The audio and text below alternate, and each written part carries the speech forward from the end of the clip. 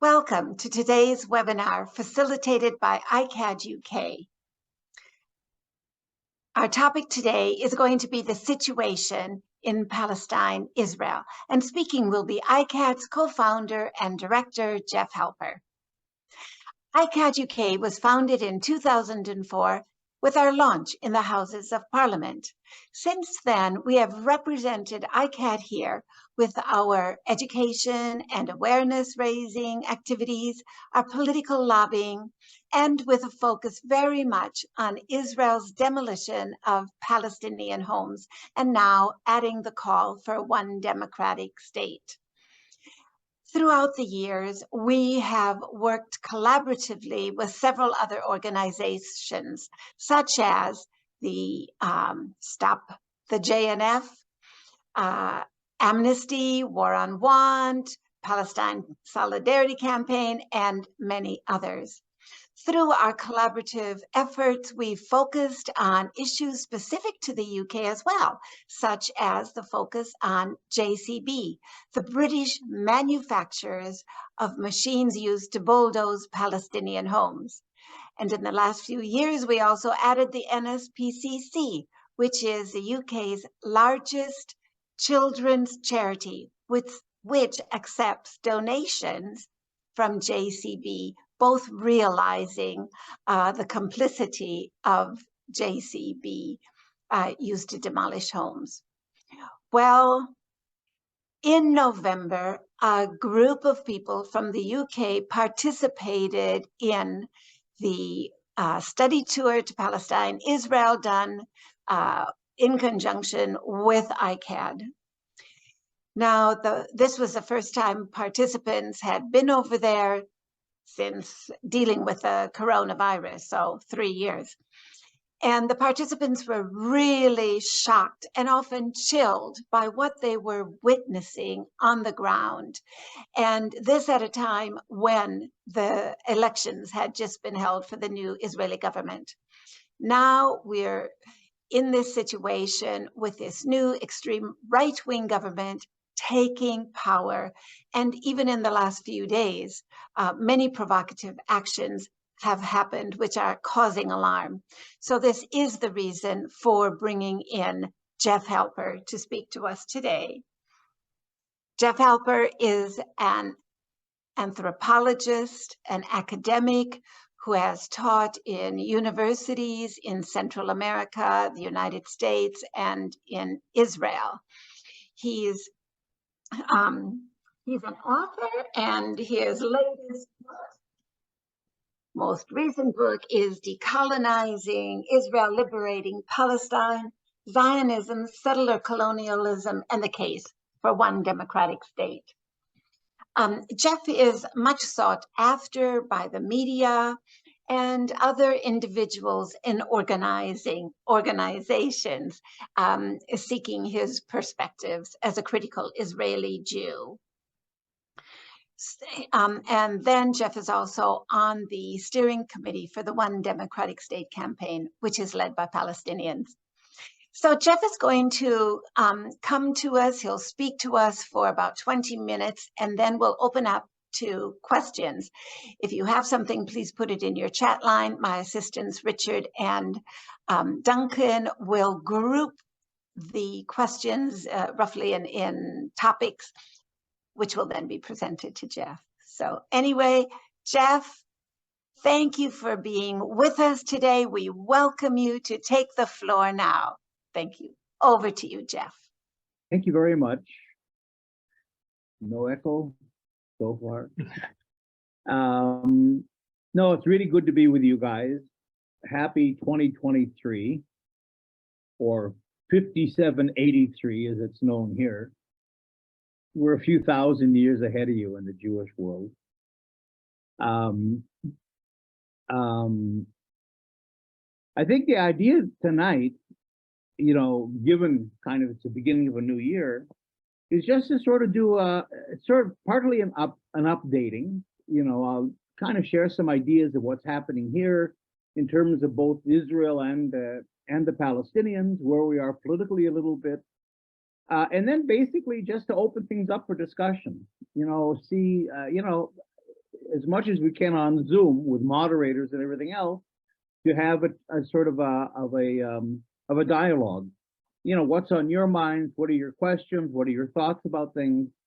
And you know, hopefully by the end we'll sort of be a little bit more updated, you know, together and more on the same page. You know, we're in a pretty dramatic place, obviously, in Israel these days, with the new government that was sworn in about 2 weeks ago. I call it the Ben Gvir, Smotrich Netanyahu government in that order, because it's fairly clear that Netanyahu basically gave the keys to any political movement that's going on, and certainly to control over the Palestinians, over to the right-wing settlers. You know, they had a very strange situation where there's this guy, Itamar Ben Gvir, who's one of the most extreme settlers, lives in Hebron. He's been arrested 52 times, convicted for very serious charges of violence and so on about 7 times, has spent some time in jail, and yet he's now the Minister of Police and more. Actually, his formal title is the Minister of National Security. And essentially, you know, what happened was he didn't even get into the parliament, the Knesset, the last few elections. And the settler parties have always been small. There's 120 seats in the parliament. They've gotten, you know, maybe 5 or 6 seats. This guy Smotrich in his National Zionist Party got 6 seats in the last round of elections. But for some reason that nobody could really understand, all of a sudden Ben Gvir became this kind of rock star of young Israelis, especially Mizrahi and working class religious Israelis, plus a lot of young religious people in general, plus actually not a few ultra-Orthodox young people. It really very much concerned the ultra-Orthodox parties that they were losing voters to Ben Gvir. And it has to do and even there were young voters in Tel Aviv. They weren't all religious. There were even some young voters in Tel Aviv.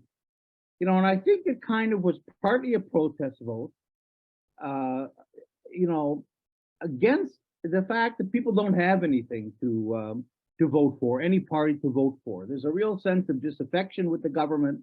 You know, we have these coalition governments here. You know, you don't have constituencies in Israel.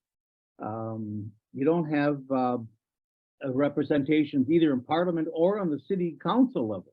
And so what you have to do is vote for a party. Well, very few people today identify with a particular party.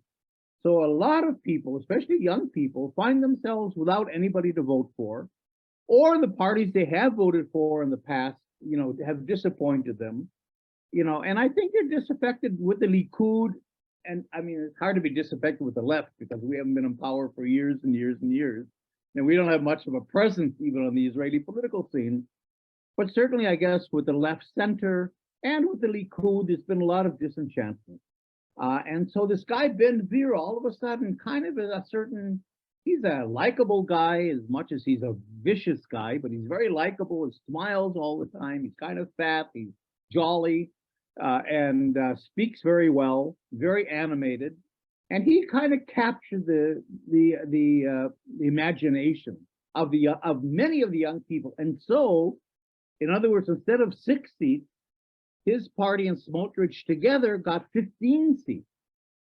You know, the whole Likud party only got, I think, 30 seats or 31 or maybe 32. You know, so that. And then the other parties, you know, so in other words, the Ben Gvir Smotrich party became the second largest party, 15 seats. And below them, you have a lot of other parties, but again, they're 6 seats, they're 5 seats, they're 4 seats. So in order for Netanyahu to cobble together a government of 61 minimum for a coalition government, and he only got, let's say, I think 32, he needs basically to find another 30 seats from small little parties, single issue parties, to cobble together some kind of a government. And so, it isn't the first time that you had to cobble together a government that has no real agenda. Every single issue party that you need to get to the 61 is able to dictate its own agenda. So you've got religious parties that have their agendas, the financial, in terms of education, in terms of all kinds of religious things. You've got middle class parties with their agendas. You've got the Mizrahi parties with their agendas, and of course, and you have the settlers. The difference is now that without those 15 seats, Netanyahu has no way of putting together a government. Now, that's not completely true, because there were other parties like the party of Gantz, who was the defense minister, Benny Gantz, who got 12 seats. And actually, Yair Lapid from Yesh Atid, who was the prime minister for the last couple months, his centrist party got, I think, 20, I can't remember, 25 seats or something like that. He did very well. The problem is that none of those parties will sit with Netanyahu, because he's seen by them as a corrupt figure. He's under 3 fraud trials right now. He's liable to get convicted, and so they're part of what's called the Never Bibi, coalition, sort of like the Never Kevins in the American Congress, and so they could have been, coalition partners. They're right wing. Lapid and Gantz are really Likud, and they've all been in the Likud at one point or another. But this hatred for Netanyahu has forced them, and in a way, they've sort of climbed a tree where that's become their major issue. They don't have really any political issues that's against Netanyahu, and so it's hard for them to come down from that tree. So they sort of eliminated themselves from being coalition partners. What all this means is that the settlers just have a life and death hold on the government. There will be no government without the 15 seats of Ben Gvir and Smotrich. And so basically Netanyahu, who's desperate to get out of his trial somehow, his party has one agenda, and that is to neutralize the Supreme Court and to make Likud politicians the ones that are able to appoint judges, and all this based on getting him out of these trials. That's what his agenda is. And so he's willing to sell the store for this. And what he did then is he gave over control. And what do the settlers want? They want Palestinian land. They want to demolish homes. Smotrich, who is now the minister, but Salah Smotrich, who's the minister of finance in the Israeli government and a minister in the Ministry of Defense. Smotrich is responsible for administering the civil administration. The entire government of the West Bank has been given over to Smotrich, including all the authority in the world to demolish homes. And you know how Smotrich began his career? He founded an organization called Regavim, which still exists. Regavim is an organization dedicated to demolishing Palestinian homes.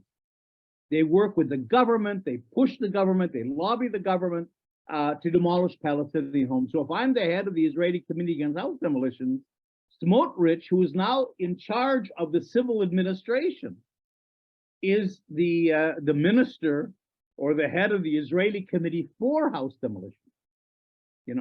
And of course, as the head of the civil administration, he also has authority over land. He can expropriate land, and he has authority to build settlements and approve settlements. So basically, the entire governance of the West Bank, the Palestinians and the settlers together, has been given over to Smotrich. And as far as Ben Gvir is concerned, he's the Minister of National Security, which means 2 major things.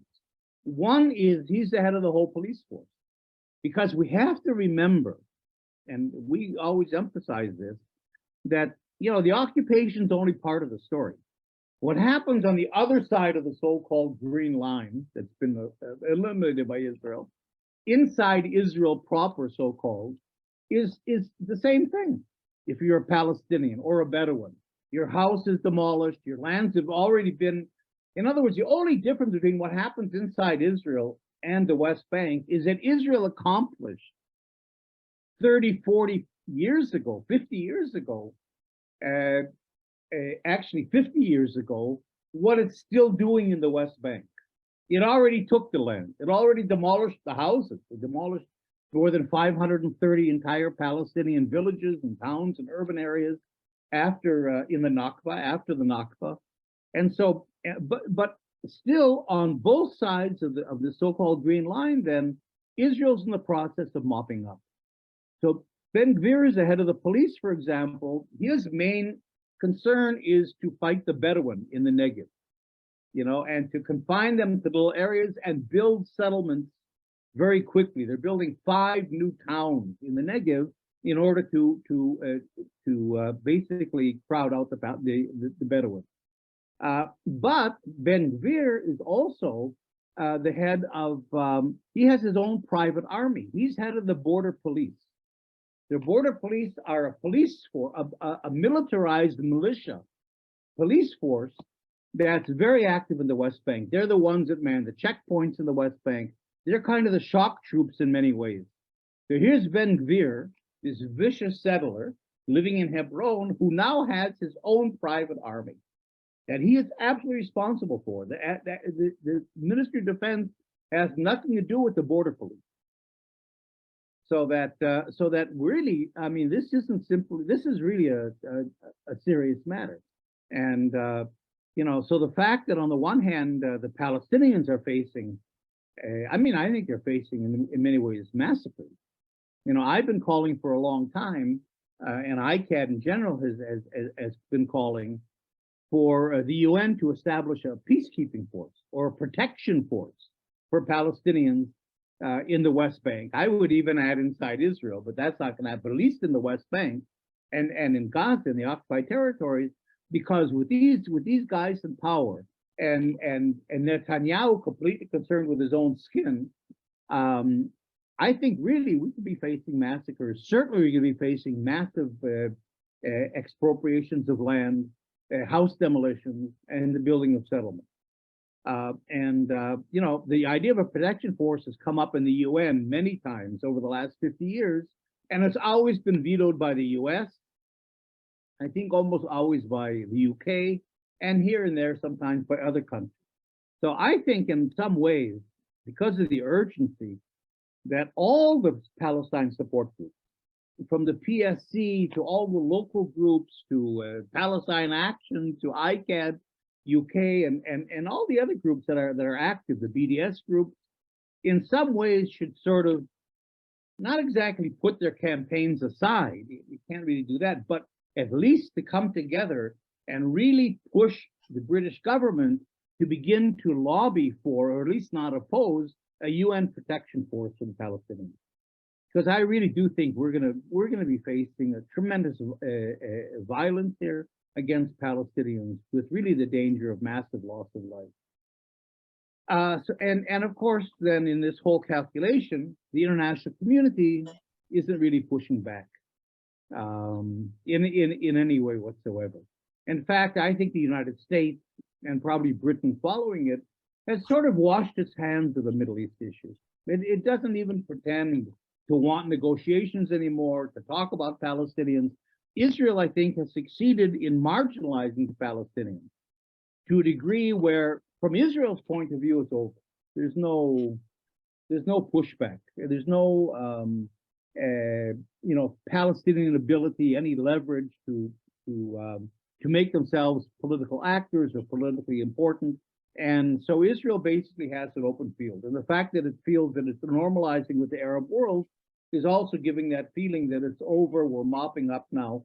So in many ways, if I would summarize, I'd say that Israel feels, and with Ben Gvir and Smotrich, it's doing it, that it is simply mopping up on both sides of the Green Line and putting into force basically what is an apartheid regime. Of course, Israel won't call it an apartheid regime, and the British government and they won't call it apartheid either. But that's the only, and I think this is the point that I'll end on that's really important. It's the only possible outcome to Zionism. I mean, if in fact Zionism was, as we contend, a settler colonial movement that came to the country 130 years ago with the intent of taking it over. I mean, settler colonialism is not simply some academic term or some concept we use. It really is an important term because it carries with it a logic. And that logic is, if you want to take over the country, Judaize Palestine, transform an Arab country into a Jewish country and take its land and displace its local the Palestinian population, you have to, unless you can expel or eliminate in any way almost all the Palestinians that Israel hasn't been able to do. It's gotten rid of half of them. But, today, the majority of the population today between the Mediterranean and the Jordan River is still Palestinian, like 51, 52%. So with that larger population, all Israel can do is institute an apartheid system, in which, very similar to the proportions in South Africa, Israel controls and rules and lives on 85% of the country, and the Palestinian majority is confined to small enclaves on 15% of the land that exists, whether it's the areas A and B in the West Bank, Gaza, or little tiny enclaves, little tiny areas inside Israel and in East Jerusalem. So that's I think where we are. We can talk a little bit later if you want to about the idea of the one-state solution that I think is really important because it's the only political way out. And I say this like a mantra: you cannot be in a political struggle without a political program. And I think that's been the fatal missing link, or missing ingredient, missing element in the Palestinian cause all these years. They have tremendous support internationally, but have not given us a program after the two-state program collapsed 30 years ago. And that makes it very difficult to mobilize it, because we have to follow the Palestinian lead. And if there is no lead and there is no program, we're all kind of a little bit floundering, I think. We could talk about that afterwards if you want to. I'll leave it at that. Thanks, Jeff. Thanks for starting us off this evening. Okay, so can I call upon Richard to see what you've noticed in the chat line? If you can present something to Jeff, some points, please. Thank you. Okay, thanks, Linda. There's not been a huge response in the chat line so far, which is an invitation to other people to contribute. But Jeff, the first question that came up, which is a crucial one to understand, is how does Israel get away with it? And linked with that, do you see any signs of any change of position in the US or EU or UK because of the new government? Well, we have to make a distinction between government and the people. I think we always assume, and it makes sense in a way, that governments are the ones that make the decision. I mean, our governments claim as the heads of state that they have a monopoly over foreign policy, they have a monopoly over making war, that they have the authority to make laws and to run our lives and so on. And so we measure how well we're doing by government support. Well, if you take that as a measure, we're in a pretty dire place, because obviously Israel has much more support among governments than the Palestinians do, and that's pretty easy to explain. I mean, what do the Palestinians have to offer exactly? I mean, they don't have oil, they don't have much military capacity. They're not, in other words, they're really, in a sense, this conflict in terms of Palestine is completely a moral one. I mean, there are no real politique, resource-related, power-related assets that the Palestinians bring to the table. Whereas Israel, of course, has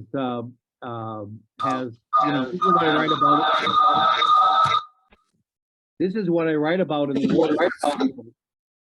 and that is that Israel has a tremendous military capacity, its securitization capacities, it's the weaponry that it's developed on the Palestinians. And from that point of view, it's made itself very useful to the United States and Europe. You know, just two examples from the last couple months. Biden is talking about, attacking Iran, taking out Iran, and Israel's a crucial partner. As we speak, Jake Sullivan, who's the national security advisor to Biden, is in Israel. They're talking about what are we going to do about Iran? Well, Palestinians certainly can't contribute to that in any way. You see, Biden and Britain are talking about a NATO in the Middle East run by Israel and of course some of the Saudi Arabia and Egypt and so on, but a NATO that's really based on Israel. The reason the Arab world is normalizing with Israel is because Israel has these tremendous weapons. Israel is the only power that can protect them against Iran, but it also, because of its technologies of repression, is able to help keep them in power. They're using all the Israeli surveillance techniques against their own people, whether it's Saudi Arabia or Qatar or the Emirates or Egypt, or all these countries are using Israeli technologies to repress their own people. So no wonder they like Israel. And then of course, well, okay, I won't go on, but I think it makes sense then that Israel is has its clout among governments. Still, what I'm trying to argue, and I try to argue with the Palestinians, who can feel pretty disempowered by this whole, because they also measure how well they're doing, how strong Israel is by government policies, and they don't see any support, but they do have support. I argue that Israel's not as strong as it appears to be because it's strong among governments, but that strength is kind of shallow, and it's losing it in the court of public opinion. So I think the Palestinians are stronger than they think they are because they have public opinion behind them.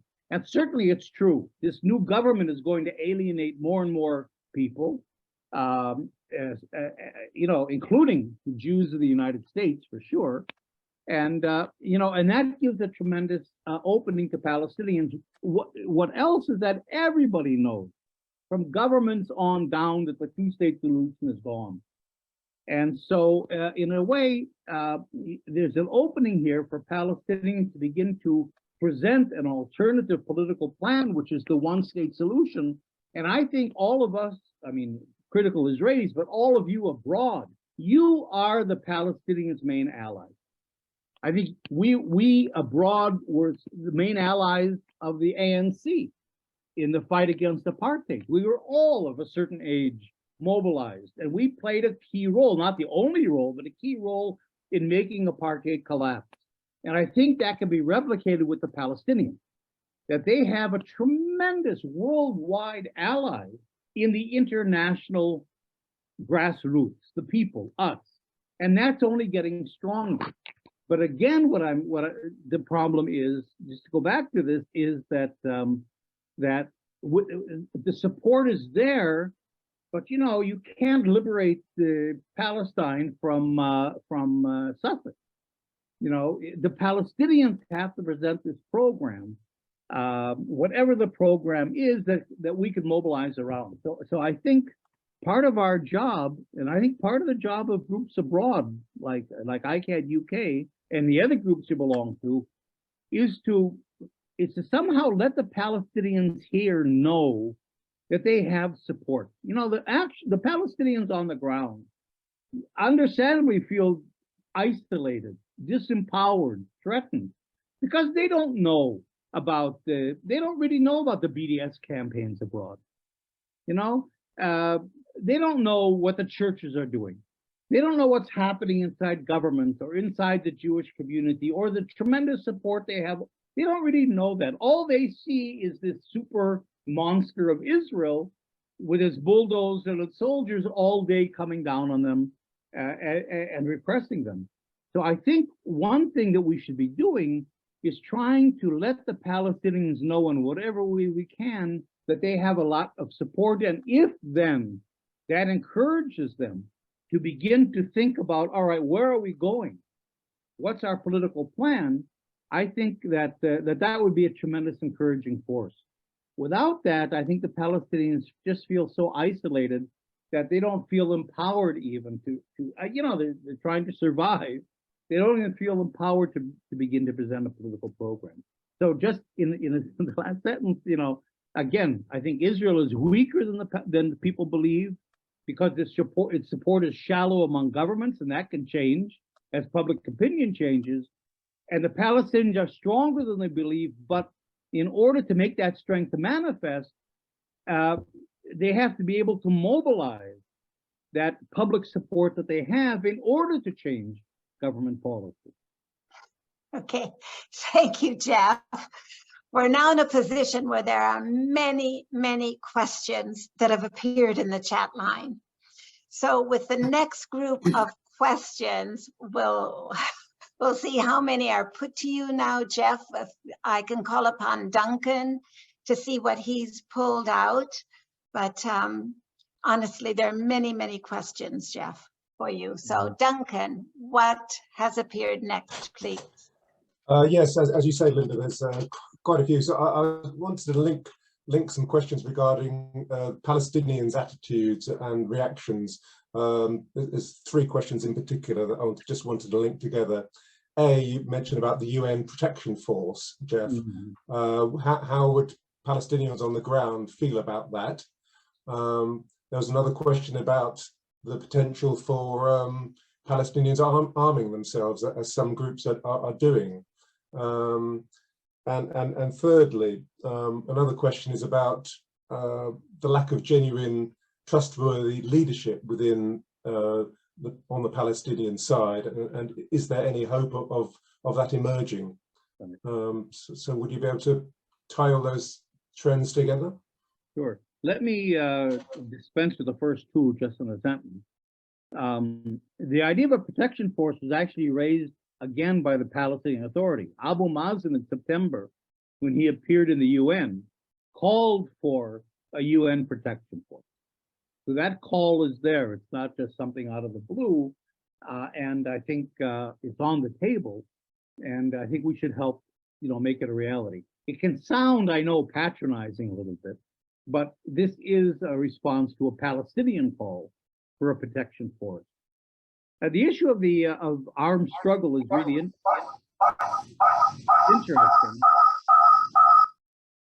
Okay, we're having the echo issue again. There was a poll last month by Khalil Shkaki, who's the most renowned pollster in Palestine, in Ramallah, in which 80% of the Palestinians in the occupied territories support armed struggle as the only way to liberate Palestine. We can think of that whatever we want, and of course there is a right of people to engage in armed struggle against a colonizing force or an oppression force or an occupation force. That's an international law. You have that right. The question becomes again one of, I mean, you're fighting one of the most vicious, strongest armies in the world that have soldiers every 10 feet. My fear is that armed struggle would simply lead to massacre. But I think in some ways, maybe, I mean, I can't speak for Palestinians, and I don't want to be in that position in any way. Maybe it represents a sense of desperation that they don't see any political avenue for them. They've tried a million things. They've tried negotiating. They've tried working with Israel. Until today, the Palestinian Authority is Israel's main security collaborator in the West Bank. And yet, because they turned to the International Court of Justice, the Israeli government has now punished the Palestinian Authority, by taking away a lot of its money and humiliating it. So, I think from the leadership on down, people just don't see any alternative to armed struggle. And maybe it's more of a cry of desperation than an actual thought out strategic, channel, because, I think that would be a very dangerous course. Personally, It's justifiable, it's understandable, it's even legal in international, but the question is it appropriate facing the enemy that the Palestinians are facing, especially, of course, with Israel's ability to frame all Palestinian resistance as terrorism. And that's where the UK and the EU and the US all come in, because even Al-Haq, Palestinian, legal, NGO, the foremost legal NGO has been labeled a terrorist group by Israel, and that's been accepted by the EU. They're not getting funding anymore from the EU. So, this whole idea of armed struggle doesn't seem to be, in my view at least, the way to go, but it's in a vacuum where there's no political horizon. And that leads us to the third thing, which has to do with leadership. And of course, one of the problems the Palestinians have is there is no more PLO. There hasn't been a PLO now for 30 years. There is no real grassroots leadership. All the leadership, people often say, well, where's the Palestinian Mandela? And the answer is, of course, he or she is either dead or in jail. There's a systematic campaign now for 70 years in Israel, to systematically identify and eliminate any budding potential Palestinian leader from the age of 15 up. And so I think that really explains, in a way, the dearth of leadership. And Palestinians are in a very difficult position. Let me just end this by reading. I want to read. Awad Abdel Fattah is a Palestinian, inside Israel, 48 Palestinian, who was one of the founders and the heads of the Balad Party, the Tajamo, the Arab National Party inside Israel. He's the head of the One Democratic State movement that we're working with, and he's really a leader throughout Palestine. And let me just read you. He sent me today, actually, a kind of an email, because we've been talking about how do we move forward and so on. In last October 22nd, there was an initiative by Palestinians. It was called the Popular Conference of the 14 Million, to resuscitate the PLO, to call for elections to the Palestinian National Council, the PNC. And of course, the day that it was supposed to start on Zoom with Palestinians from all over, the leaders of it, which include Awad, were arrested, and the whole thing was shut down by the PA. They wouldn't allow it. Nevertheless, there is a lot of stuff happening in the Palestinian community, both in Palestine and also abroad. I think there are things that are gelling. And let me just read you, because I think it's a very good summary of sort of where the Palestinians are today. Awad says, the Palestinian situation is becoming very, very frightening and more complicated. People and intellectuals, activists in particular, are increasingly concerned with reforming the internal situation, the representative institutions.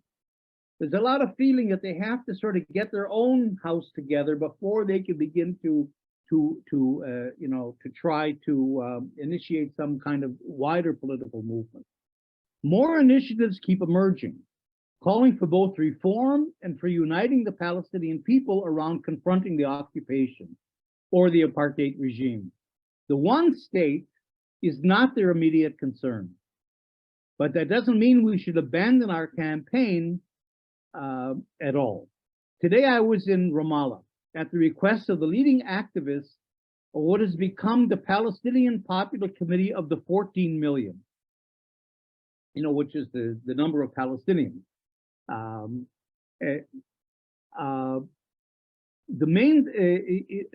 Who are demanding to elect a new PNC and generate a new leadership.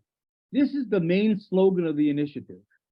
I convinced them to have an organized discussion of the one state. It hopefully will take place next month. I thought it's good that they agreed to take the idea. I gave them some copies of my booklet, told them about your book. My book, by the way, is coming out in Arabic soon. I'm just finishing the editing. But I think it will take time until they internalize the idea of one state or a political program at all, and we should be patient because they think there are priorities over solutions, which can't, in the current situation, bring together all or most Palestinian activists. We cannot overlook or downplay the huge difficulties and complexities and dangers Palestinians are facing and enduring. So I think this is part of the issue. I think in a way they're trying to sort of get their own house together, especially because they've been so fragmented all these years, and create some kind of a unity before they begin to embark on a political campaign.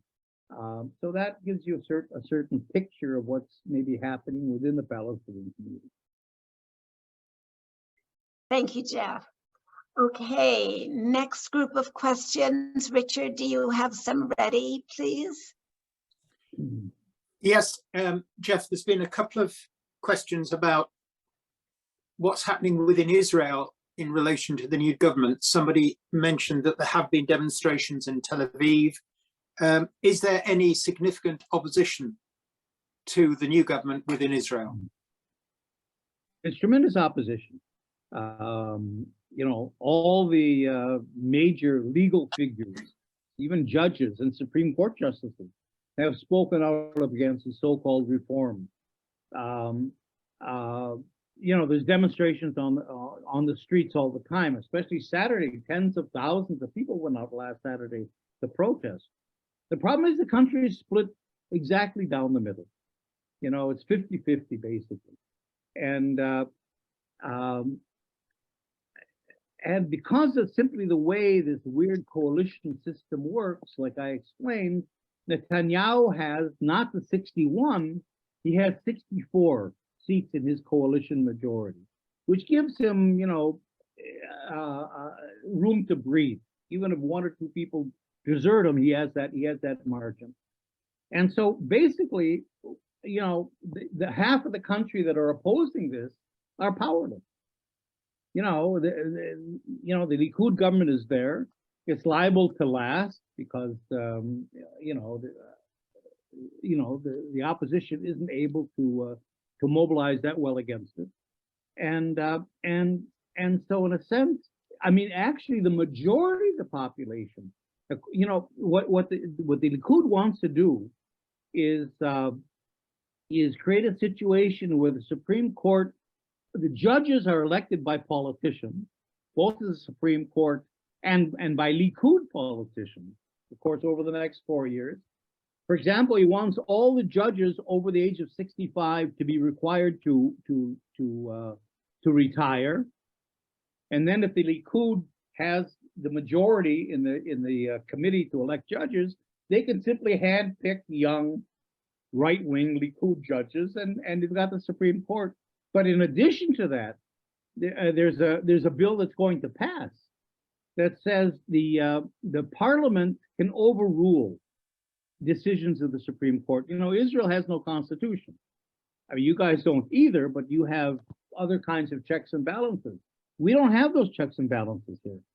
You know, the parliament is really run by the prime minister. So there really is, you know, and Supreme Court is the only other branch of government with some independence. But once that's taken away, then you only have basically one branch of government. It becomes like Hungary or Poland. That's what people are saying here. This is Poland, this is Hungary, this is Turkey. You know, that's the kind of situation we're getting into. So the idea of disempowering the Supreme Court is not only that the Knesset can overrule decisions of the Supreme Court, but it can do so by a simple majority of 61. Well, Netanyahu has 64. It's clear that he can simply, or his government can simply, you know, for example, now there's a case, you know, this is a government of criminals. Not only Netanyahu and Ben Gvir, but there's another guy named Derry, who's a Shas, an ultra-Orthodox Sephardi guy, who's been in prison twice for fraud.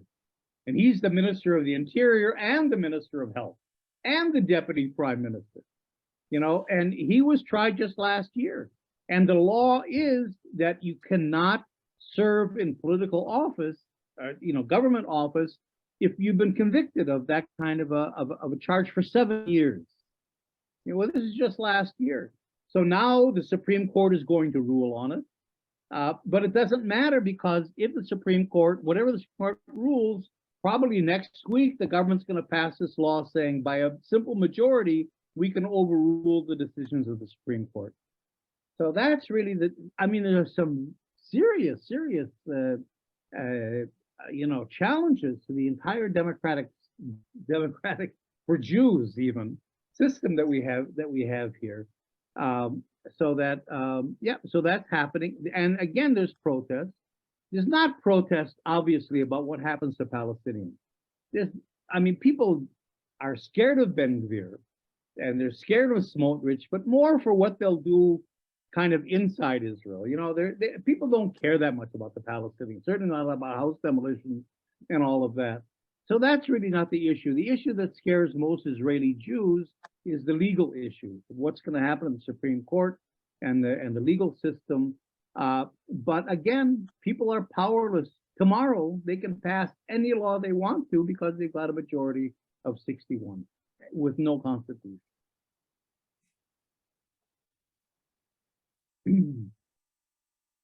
Okay, thank you.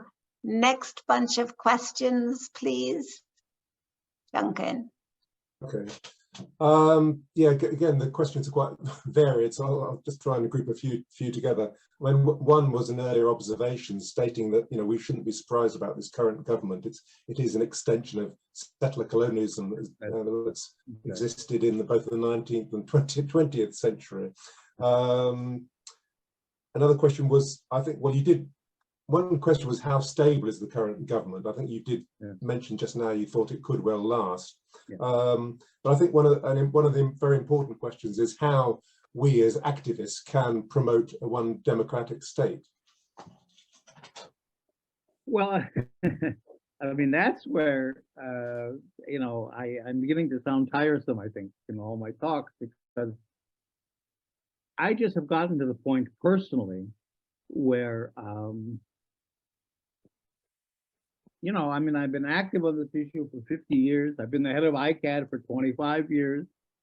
And I've done my activism. You know, I sailed into Gaza and I built homes and I've, you know, done all kinds of things. But in the end, myself and also iCAHD, our conception of iCAHD has always been it's a political organization. It's not simply an activist group. It's not simply a protest group. It's not simply an advocacy group, but it has to be, the only way out of this is political. There is no other way.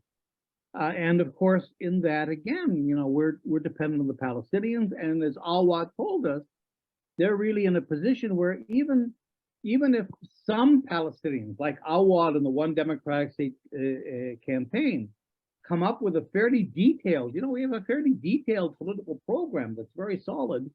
There simply is no way to communicate it. You know, how do you, I mean, Palestinians in 48, or let's say Palestinians in Palestine, haven't been in touch with Palestinians in the refugee camps in Jordan, Syria, and Lebanon for generations. You know, there's no contact almost between Palestinians in Gaza and Palestinians in the West Bank. Many of the Palestinians in Israel, you know, their agenda is really getting equal civil rights, keeping their own civil rights in Israel as citizens. You know, they also don't have the political space to deal with the occupation and sometimes the wider Palestinian issue. What's happened is not only fragmentation, Palestinians in 48, in the West Bank, in Gaza, in the refugee camps, in the diaspora and exile, but that each of those communities over generations now live in different situations and have had to cope with, you know, their own survival strategy. You know, what do you do if you're in a refugee camp in Lebanon or in Jordan or if you're in Gaza? And that's very different from if you're in inside Israel or if you're an immigrant to the UK, where in a way you're Now your job is to become British, and keep a low profile, probably if you're a Palestinian, for reasons that you all know. So, the whole idea of uniting the Palestinian people somehow, or at least bringing some modicum of a communication and some common idea of a political program, is really a gargantuan task.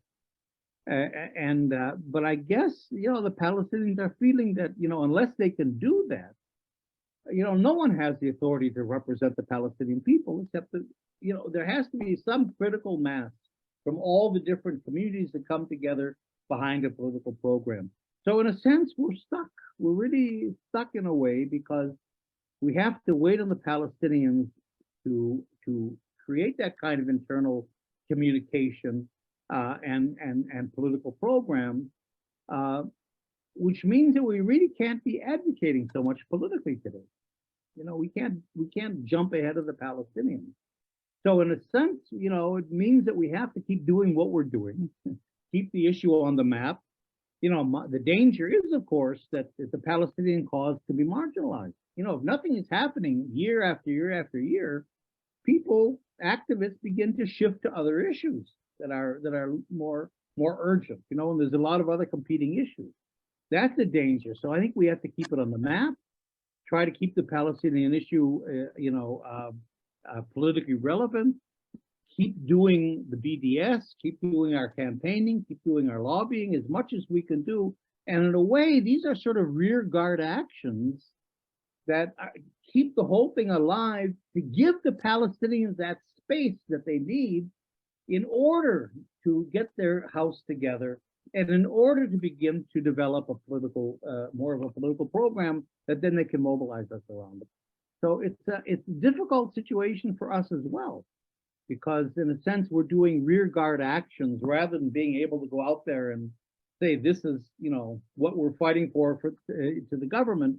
But that's kind of the situation that we're in, and I think we have to understand the problematics of that. But at the same time, like I said, to keep encouraging the Palestinians by letting them know that they do have tremendous international support, and that as they get their house together and as they begin to develop a political program, that's not simply some utopian thing to do, the one state idea. It's not simply an academic exercise, but that really is a political. I really believe that we can get a one state solution.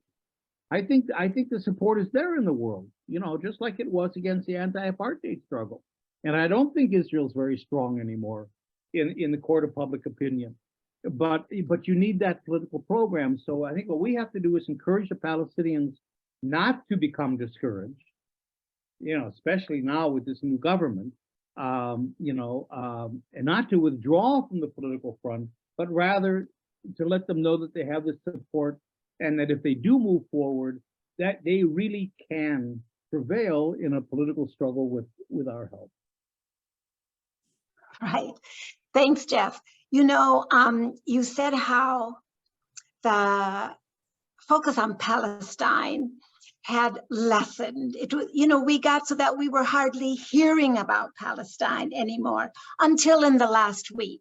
Now, with this new government, we certainly have had much more coverage in the media here in the UK, including on the BBC. And sometimes I thought, my goodness, this is more reporting than we've had for a very long time, and some of it coming in that bit more critical than what we've heard for a long, long time. So, let's hope that it is causing people to really sit up straight, take a look at what's happening, and we'll see where it goes from here. But Richard, are you ready now with more comments and questions for Jeff? Thank you. Okay, thanks. This is a bit, no, it's not. If you look at the full range of international human rights law and international humanitarian law, it should be straightforward to imagine putting the perpetrators of evictions and demolitions in the court, in the dock. What's stopping that happening, Jeff? Well, you know, there's a few things happening in that realm. You know, the very process of getting a case before the international court is a political one. You know, Israel opposes it. You know, governments then begin to oppose it, you know, the choosing of judges or prosecutors is also a political process, not only in Israel but internationally. And so I think you know, there's been a real resistance on the part of the international legal community to and the international courts to take on Palestinian cases. We'll see now with the you know, the advisory case on the prolonged occupation that's going on. So what happened, you know, if for people that don't know, you know, in October, well, just now it was approved. And that's the basis of which Israel is punishing the Palestinian Authority economically, financially. And that is that the UN General Assembly, that's less under the control, obviously, of the five members of the Security Council who had a veto power. The General Assembly voted that they wanted an advisory opinion from the International Court of Justice on whether or not, you know, Israel, it's a very weird thing. Israel all these years has been arguing there is no occupation. And because there is no occupation, there's no occupation because there's no claimant. In other words, there was never a sovereign here. Before Israel, Jordan was in the West Bank and Egypt was in Gaza. Before them, it was the British. Before them was the Ottomans. The Palestinians never had sovereign title, so they're not claimants at all. And of course, the other countries were either occupations or mandate regimes or a gone empire. And so there is no claimant except Israel. And therefore, there's no occupation. Therefore, we can do whatever we want to do. And the 14th Geneva Convention doesn't apply. Now what Israel's doing is saying, well, there is an occupation, but it's a prolonged occupation. They're trying to, Israel is a master at introducing new legal terms that have no legal legitimacy whatsoever. But once you introduce them, they gum up the system because everybody ends up arguing about these cases and you never get to the actual case. So now Israel is talking about a prolonged occupation.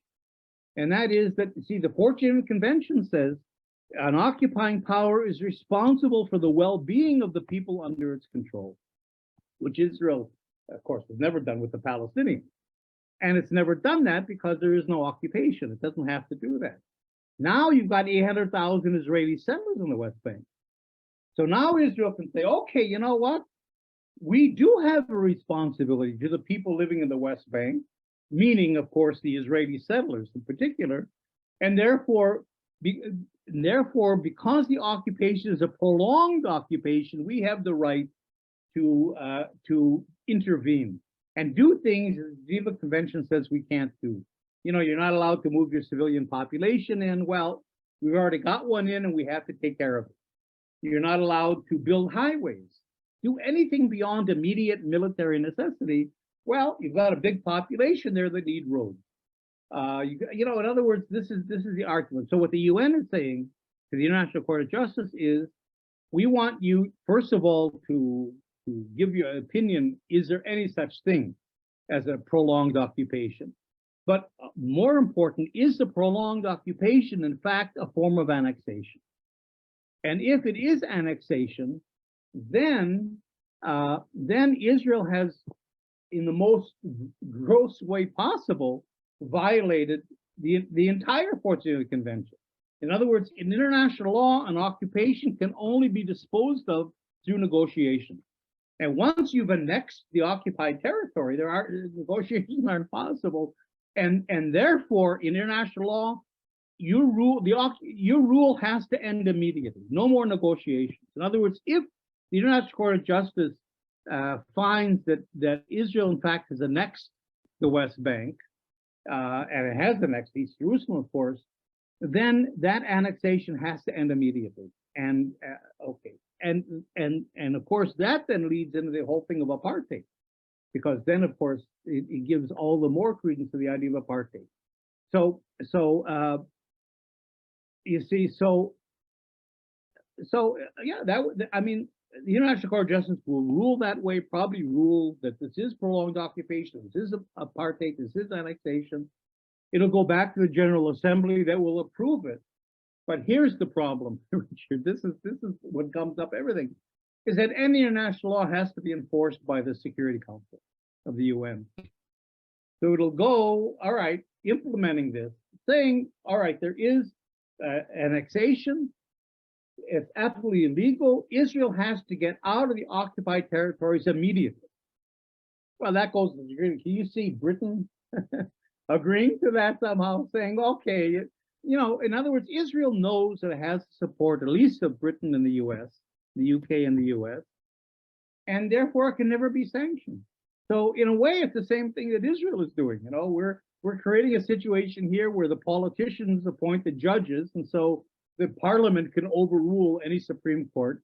Well, they did the same thing. Politicians created the Security Council, you know, as a counter to the General Assembly. Because the whole idea of the General Assembly was that would be the heart of the UN. And actually, Vijay Prashad has a book called The Poorer Nations, and another one called The Darker Nations, which is excellent in terms of describing exactly what happened in the international community. And he says that, you know, in the 70s, if not before, there were actual meetings of Kissinger and the heads of European nations and others to decide to move the center of power from the General Assembly to the Security Council.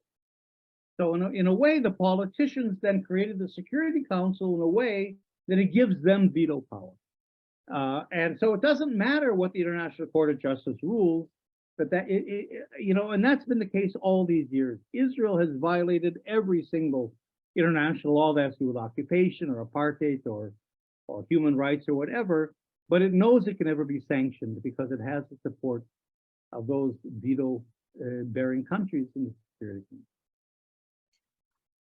That's not very encouraging to hear about that when we talk about trying to look at human rights and international law and have it implemented when it comes to the state of Israel. Can But I it's say something also, on that? yes. Can I say one thing on that? Yes. You know, there is a real disagreement here, and you know, what's happened, I think, to a lot of Palestinians is because of the desperation of the situation and because there's no political program that's possible now, they've fallen back on what's called the rights-based approach. You hear this a lot from Palestinian academics and young people as well. And that is, we don't care if it's 1 state, 10 states, 5 states, just give us our civil rights. Just give us our human rights, you know, and you know, we heard this from Rada Karmi and Soaz when I was there. You know, Rada said, just give us our equal rights. We're the majority. Once we get our equal rights, we'll just vote out Zionism. She actually said that. Well, you know, that's very dangerous because it's not political. Because of what I've been talking about, you know, nobody's going to give you your human rights or your civil rights. And even if you get them, that doesn't dismantle a settler colonial regime. You know, look what happened in South Africa. They got equal civil rights, but they didn't decolonize the land regime. They didn't decolonize the economic system. You know, in other words, they left these power differentials in place. And so what happened was everybody got equal rights. You have an ANC government, but the situation's worse than it was almost before the apartheid ended. So just civil rights for Palestinians is not going to resolve the issue of colonization and the power differential between Israelis and Palestinians. And that's why I see the rights-based, and it's a very appealing approach because you can do it, and it looks like, you know, you get victories. You know, the International Court of Justice is taking the case. General Assembly will vote in favor of Palestine. General Assembly voted to make Palestine an observer state in the UN. Amnesty is coming out, against apartheid. You've got all this discussion, all the rights. But in the end, in my view, it really doesn't boil down to much because all this is unenforceable. And the danger is that the rights-based approach is going to replace a political approach. If the political approach is long range and it's hard to do right now and nothing is really happening and all that stuff, well, let's glom on to the rights-based approach.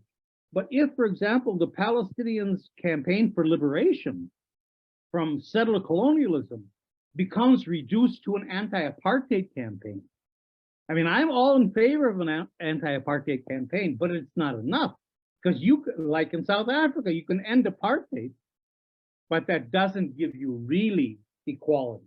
It's a cosmetic. In other words, you can get equal civil rights, but you don't get equal economic rights. You don't get equal land. You haven't decolonized the system. And so I think there's really not just a difference. I think in some ways there's a rivalry or a contradiction even between the rights-based approach that most Palestinian groups are going with today and many of us are following and a political approach. And I think in some way they could work together very well. But in many ways, I think the danger is that the Palestinian issue is going to be reduced to a rights-based approach, and then they're really not going to get any. Thank you, Jeff. Our time is coming to a close, but I just want to give both Richard and Duncan an opportunity to pull out a further point if they feel that we've missed an important element that's gone in the chat line that hasn't been addressed. But may I ask that these are just short, and then Jeff, you answer them quickly, because I do have a number of announcements, please. But with so many of us still here, I think if there's a few other points that are important to highlight.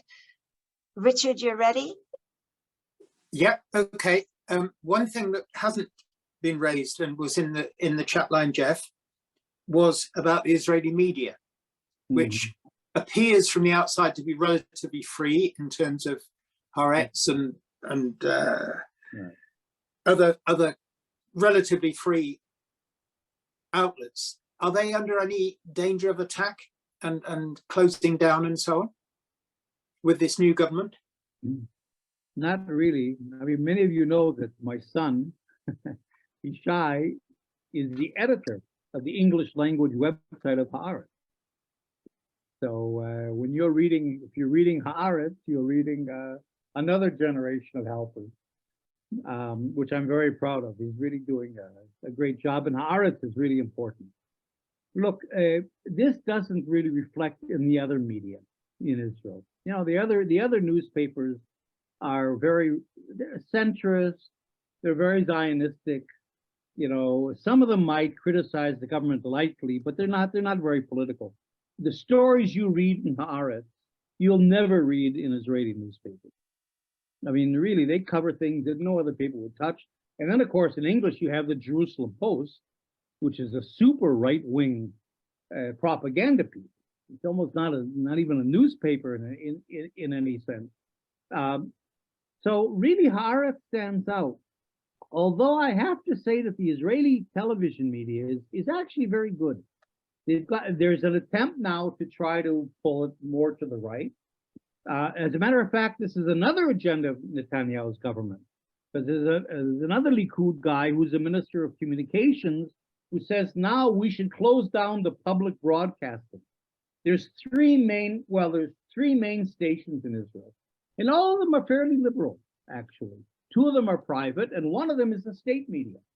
But the state media, I mean, they have excellent journalists, and there are right-wingers that have gotten in more over the last few years, but basically they're very critical. They do very good. I mean, you have stuff on Israeli TV you would never have probably on Israel on British TV. So that's and in a way, look, I guess what you might say is this, that, Israel is a democracy, it's a vibrant democracy if you're Jewish, And so for the Jews in Israel, at least a good half of them, if not probably even more, 64% of the public is against these political things that Netanyahu wants to do to the court. So not everybody is following. They voted Likud, but they're not necessarily agreeing with those policies. So I think there is a certain red line, a certain limit that I think the government knows it can't cross. It's pushing it and pushing it. We'll see how far it can go. But there is significant pushback. And if they begin to close down the public broadcasting and firing journalists, public broadcasting isn't only TV, it's also radio and so on. I think they would. I don't think they could really do that. So there is a certain red line. So the papers aren't really threatened in that sense. They can publish, but I think the government just feels that they have enough consensus. The problem is, that Israelis, right and left, have all really become, I want to say become Zionists. They've internalized Zionists. That's the way, the idea that Israel has to be a Jewish state and that Arabs have to, somehow they're a little dangerous, or at least they have to be put aside, and they certainly can't be put in positions of equality. That's pretty much accepted by right and left alike. So when you have a discussion on TV, let's say between Meretz, which is the Zionist left, and the right wing, Likud or religious or whatever, there's sort of that consensus. And then you argue about should there be settlements or shouldn't there be settlements, or what should you do with the court or what you shouldn't. But there's a certain grounding there, and I think the right wing knows that. And so it in a way, it doesn't really have to shut down the media because that consensus exists anyway, which is fairly right-wingish. And I think that gives them a sense of security. People like me, Gidon Levy, as you know from Haaretz, is the only person of the left. And Gidon is between Zionists, but he's got some anti-Zionist, strong anti-Zionist elements. He's sort of in between. He's the only real left, I would say, person that can get on the Israeli media. That's it. People like me, if you're not a Zionist, if you're anti-Zionist or critical of Zionism or post-Zionist or whatever you want to call it, they don't know what to do with you. You're outside of that box, and you can't even. You just, coming from outer space for these people. And so in a way, it's very hard to get to the Israeli public. That's why I'm talking about if there is a one-state idea, we should do what the ANC did, and that's bypass the Israelis. The Israelis are never going to be a partner in any kind of liberation struggle. And we have to sort of deal with that. So I think that's the problem, is that they've internalized the Zionist paradigm, and it's just rooted. So you can criticize, but the criticism only goes so far. And if it becomes a little bit too threatening, then everybody, including the Zionist left, the Meretz party, which is the most left Zionist party, hasn't even talked about the occupation for years. It's into gay rights issues, it's into the environment, good liberal issues, but even the left party on the Zionist spectrum has really completely ignored and given up on the whole issue of the occupation. Their view is, this isn't the time, we'll deal with that some other time, you see? And so that's, I think, what gives the government the assurance that they don't have to be too repressive against the media and so on, because they might be a little critical, but the media are basically with them, except, I would say, Haaretz. I think Haaretz is in a certain space. Certainly that it's hard for, Haaretz only gets 15% of the public reading it. It's like the New York Times of the States. The intellectuals read it more, but nevertheless, it does have that special space. Well, thank goodness for the 15%. still. I wanted to give Duncan a chance if there was anything that stood out, but we really have gone over time quite now. So if it can be quick, please. Duncan, you need to unmute. No, I was going to ask the same question as Richard, so no, that's fine. I don't have anything else. Okay. Thank you, Duncan. Thank you, Richard. I think we are going to need to get you back again, Jeff, in a few months. Let's see how things unfold over the coming weeks and few months. I mean, so much happened in the last week. Who knows how soon we may have to get you back sooner than later even. We'll monitor what continues. Well, you'll have me in a few weeks. Well, I was just about to go on to that. But first of all, I do have some slides I'd like Malcolm to bring up now, please. And the first one is to do with this situation that you've been describing now with Israel's new right-wing government. We really do want to encourage everybody who's been present to write to your political representative, your Congress people in the states, other MPs, whoever represents you, expressing your concern about these extreme actions that the new Israeli government is taking. And for us as iCAHD, with an issue or with a focus on the issue of house demolitions, the imminent demolitions and displacements being threatened now to happen in Masafer Yatta are of immediate concern to us. This is where Israel has announced that it is going to demolish 8 Palestinian villages, displace the people. They're in the South Hebron Hills of Masafer Yatta. Doing this is a war crime. Please write to your political representative asking that they pressurize Israel so that this doesn't happen. On our website, there's background information on it to help you compose a letter. Please, please, please, wherever you live, please do all you can to raise awareness there. Get involved in handing out leaflets, participating in demonstrations. Check the iCAHD website. Again, we have resources you can take if you are part of other groups. For instance, Palestine Solidarity Campaign, and they're arranging something, do something, just get out on the streets. And if you want speakers to come to your locality, do let us know. We have lots of speakers, and we also have people, again, who've just returned from being in Palestine, Israel, with the study tour, and they would love to come and talk about it. So get in touch with us. Please act. Next slide. Jeff just mentioned that the memo conference is coming up in London, and Jeff will be here for it. It is an all-day conference on Saturday, the 4th of February. The theme of the conference, International Perspectives on Apartheid and Decolonization in Israel. So it's really great that it's looking at both these elements.